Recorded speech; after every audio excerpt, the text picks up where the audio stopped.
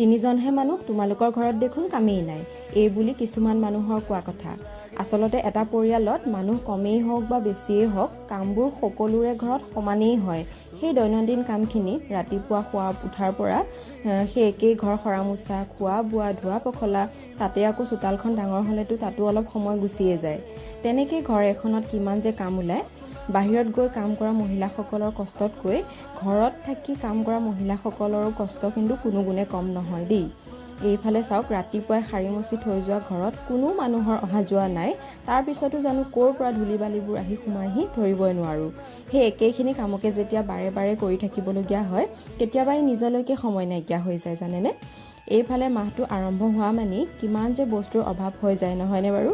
সেয়ে বজাৰ কৰিবলৈ বুলি ওলাই গ'লোঁ। আৰু এয়া সৰুতে যে আমি পিগি বেংকবোৰত পইচা থৈছিলোঁ মনত আছেনে?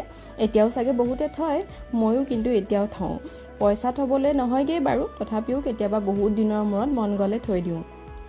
এইকেইদিন ইনষ্টাগ্ৰামত যে ভাইৰেল হৈ থকা মুছাফিৰ কেফে ছিৰিজখন চাই আছোঁ। এদিনত মোৰ কেতিয়াও ছিৰিজ সম্পূৰ্ণ নহয়, 3 দিন বা 4 দিন লাগি গৈছে মোৰ এইখন চাওঁতে। এটা বা হাৰ্ডলি 2টা এপিছড চাব পাৰোঁ আৰু। বাকী ৰাতিয়েই হওক বা দিনেই হওক, আইচক্ৰীম খাব মন গ'লেই মই খাই দিওঁ, যদিহে ঘৰত আনি থোৱা থাকে। এইটোক লৈ যে মই কিমান গালি খাওঁ নহয়, তাৰ কোনো হিচাপ নাই। সন্ধিয়া সময়খিনিতেই আমাৰ একেলগে বহি কথা পতা হয়, নহ'লে দিনত ইটো সিটো বা নিজৰ কামখিনি কৰি থাকোঁতে ভালকৈ বহি কথা পতাই নহয়। সেইকাৰণে এইখিনি সময়তে চবেই বহি মেলি, ইফালে মায়ে টিভিটো লগাই এক্সাৰচাইজ কৰি আছে দেখিছেনে। মইতো নোৱাৰোঁ দেই ইমানখিনি কৰিব।